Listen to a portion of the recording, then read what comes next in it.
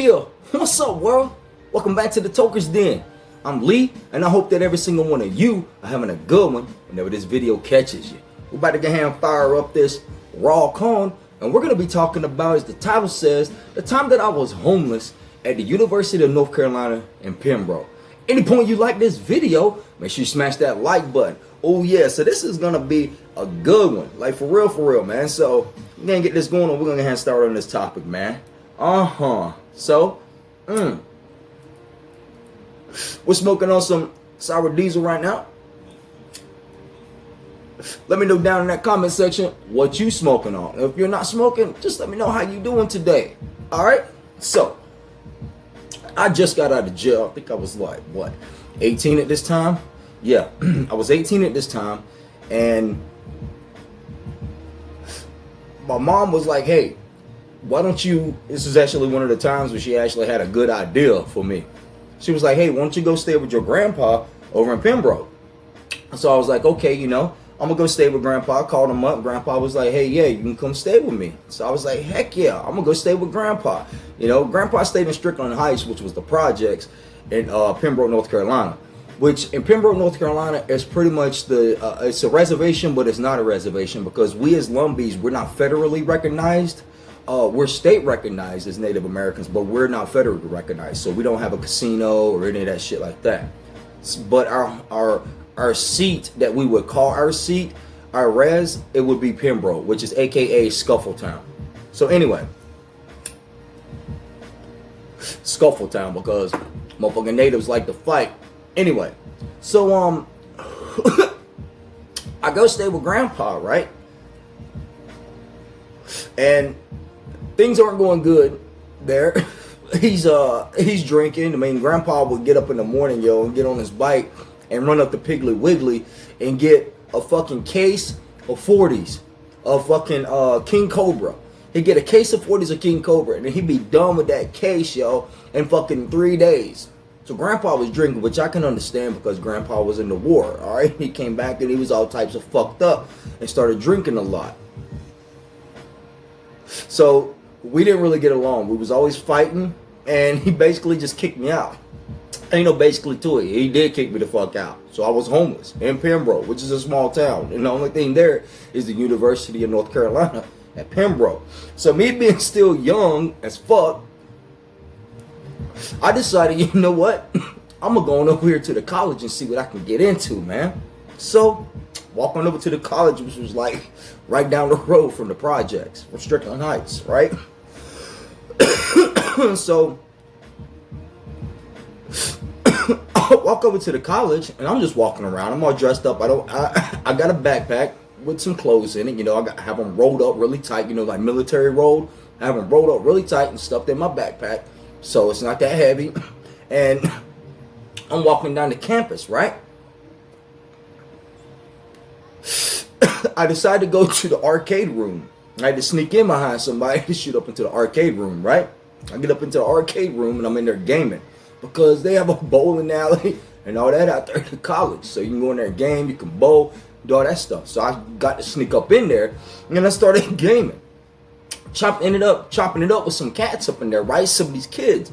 Well, we were all the same age then. I'm 40, almost 40 now. I'll be 40 next year, February. So, but we were 18, 19. I think I was 18. Yes, I had to be 18. Had to be 18. I don't think I was 19. It's hard to remember, guys. But I want to say I was 18. So, we chop it up, and they're like, hey, why don't you come back to the dorm and hang out with us? So I'm like, hell yeah, man. So we shoot back to West Hall. That was the name of it.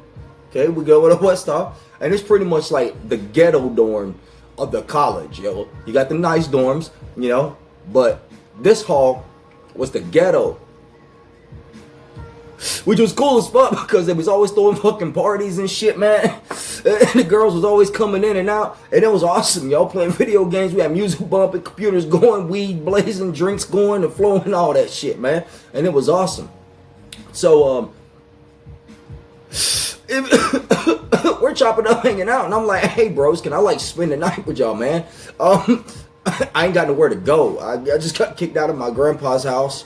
And I'm homeless, dude. And they was like, bro, you can stay here, man. You can sleep in here, like, for real. And I was like, you serious? He's like, yeah. And he was like, also, here's my card. So if you want to go get something to eat, bro, you can go down to the cafeteria and get some food. I was like, bro, man, thank you so much. I don't remember dude's name, but I want to say right now, dude, if you ever see this video, thank you. You have no idea what I was really going through at that time. And y'all looked out for me, man. Y'all let me chill with y'all for almost like 2 weeks.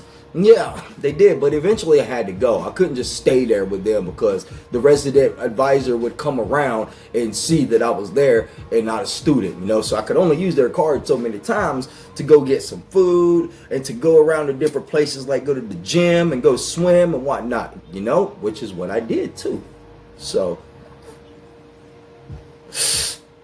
now we had this instance where, I don't remember what it was. We were having a party, and this is when Smirnoff Ice first came out, yo. So I hung around the campus all the time. I mean, Smirnoff Ice had just came out. I got super drunk and ended up passing out on the front steps of the girls' dorm. I can't remember what sorority it was, but I ended up passing out on their front steps. They came outside and saw me there, and they all took me back in up to their room and took care of me, yo. It was crazy. I remember a little bit of it. That jump was wild, yo. Hey, also, we I don't know what it was that happened, but me and my homie that I was staying with in his dorm room, he got a call from home, or something happened. So he was like, yo, we need to go because we about to go fuck somebody up, right? So I'm like, yo, I'm riding with you. Let's go, dude. Let's go fuck whoever it is that you want to fuck up. We about to get it in, son. So we hop in his 4Runner and we take off the fucking, yeah, kid was young. He had to be like 18 or 19, and he had a 4Runner. It was a nice one too. It was pretty much brand new, so you know his peeps had money. Anyway, I got stuck in the West Hall, which is the ghetto dorm, and get over to the newest dorms, which they were just actually starting to build a newer dorm over on the other side of the campus, which was pretty cool, which is up now, and it's dope as fuck. Anyway, so, dude, we get down there to the motherfucker's trailer park, right? The person's house that we supposed to be going to go see. I think it was that the dude motherfucking hit his sister or some shit, right? Or fucked his girlfriend or some shit. I don't know what it was, but bro was mad as fuck. So we sneak up the motherfucker down the dirt road tonight. We cut the lights off and we go to old boy's trailer, right? And we dip around old boy's trailer and go around to the backside where the air conditioner unit is, and we look up through the window and we see him, right? And we start, my homeboy just starts like, he's like, let's start motherfucking hitting the window. That's his bitch ass right there. Let's get him to go out, come outside. The dude is on the phone, right? And he looks back and sees us beating on the fucking window like, get your motherfucking ass out here, motherfucker. We gonna fuck you up. Next thing we know, dude just like, he just turns around and just points a motherfucking gun in the show. So we drop the fuck down and we dip the fuck off. And we run back to the goddamn car, y'all. And we're like, yo, this nigga just put a goddamn gun on us, cuz. What the fuck we gonna do? We don't have a weapon on us at the time, man. We're fucking, he's a college student and I'm fucking homeless, living with his ass and hanging out and, you know, blah, blah, blase. I definitely don't have a motherfucking gun. So we dipped off, man. We left. I guess he got on the phone and said some shit. But, you know, that was pretty much the end of it, because as soon as we dipped off from there, we lit up a motherfucking Phillies blunt and got blazed up. That was crazy, yo. Could have got shot over some dumb shit that I just jumped into because, you know, I don't know. I was hanging out with some cats. Peer pressure, maybe? I don't know. Anyway, so eventually I had to, like, a week later, I had to, I just left, you know, their dorm room. And I walked around I got into another dorm,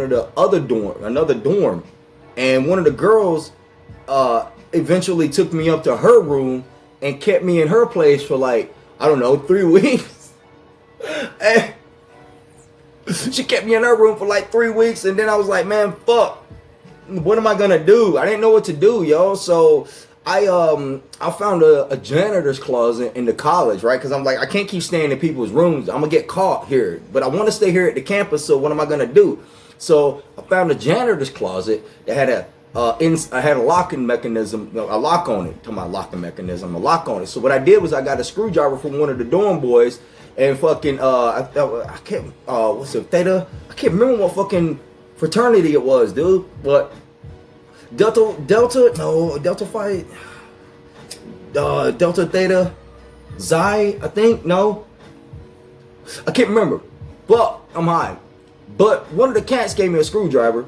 I took the doorknob off and flipped it around, so the lock would be on the inside, so I could lock it from the inside. Hell yeah, nigga. Hey, because the dorm students were the ones that were the janitors anyway, so it was just a janitor's closet. So I'm like, fuck yeah. I got some sheets, I got some blankets, I got some pillows, and I set me a motherfucking bunk up in that bitch, and that's where I stayed for like, another month almost, going around to fucking parties, just getting fucked up, dude, just doing it, just living it. I mean, even though I didn't go to college, I still had that college experience. You understand? Because I was homeless and I jumped on campus and did the crazy shit. I partied it fucking up, yo, and it was awesome. I mean, holy shit, dude. I'm telling you fucking what. Hey, cuz. So, stayed there for a little bit, and then I think I ended up meeting this girl at church, which was right across the street from the college, from the university, and her dad was a doctor and whatnot, and I moved in with her for a little bit, and then that fell away, and then I motherfucking jumped on with a magazine crew and did that for a little bit, and yeah, it was like I did that for like 2 weeks, something like that. So, and then that's when I motherfucking got my sentence, yo, because it finally came down, and then I went to prison. So, hey, it was a good time though, dead ass. I had a lot of fun. No, that shit's great. Yep.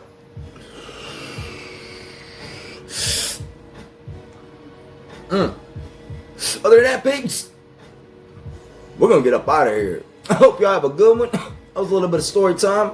I had a great time out there, man. We had a lot of fun.